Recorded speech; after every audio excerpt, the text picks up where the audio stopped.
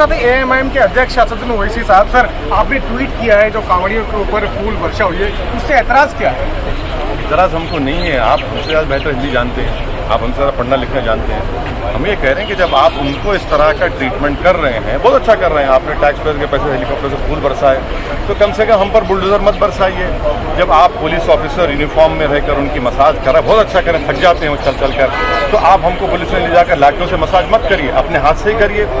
अगर हमारे पैर को नहीं छू सकते तो कम से कम हमको मुंह पे तो थप्पड़ मत मारिए। यही तो हम कह रहे हैं। आप भारत में इस देश की खूबसूरती है कि इसका कोई रिलीजन नहीं है। ये देश सब रिलीजन को मानता है। और अगर आप चंद मिनट के लिए कोई रोड पे नमाज पढ़ता है तो भाई आप क्रिमिनल केस लगाते हैं, नॉन अवेलेबल।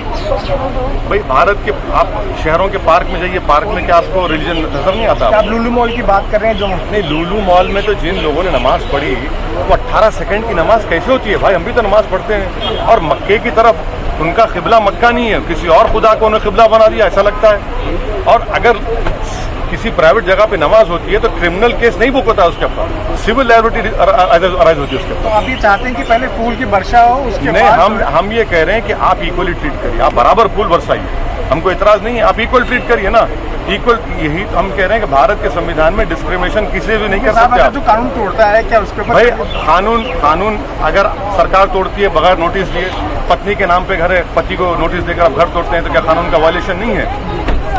आपने जबरा गांव में अमरोहा में मदरसे को तोड़ दिया, ये कह करके नमाज हो रही है, क्या ये कानून का वायलेशन नहीं है?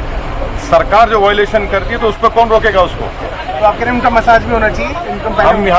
हम ये कह रहे हैं कि आप मसाज कर रहे हैं तो सबको इक्वली ट्रीटमेंट करिए, आप हम उसके खिलाफ नहीं है, बहुत करिए, मगर कम से कम पुलिस स्टेशन ले जाकर मुस्लिम लड़कों को आपने सहारनपुर में मार मार कर हाथ पैर तोड़ दिए, उनकी बेइज्जती करी। और भाजपा का विधायक ट्वीट करता है कि मुसलमानों को रिटर्न गिफ्ट है। ये डिग्निटी है, इसमें डिग्निटी का सवाल पैदा होता है। उप मुख्यमंत्री केशव प्रसाद मौर्य जिस वक्त हमारे साथ हैं। केशव जी, यूपी सरकार कांवड़ यात्रियों को लेकर के संवेदनशील, यात्रियों का स्वागत करते थे, करते हैं, करते रहेंगे। किसी के ट्वीट और किसी के जहर उगलने से इस पर न कोई प्रभाव सरकार पर पड़ेगा, न समाज पर पड़ेगा।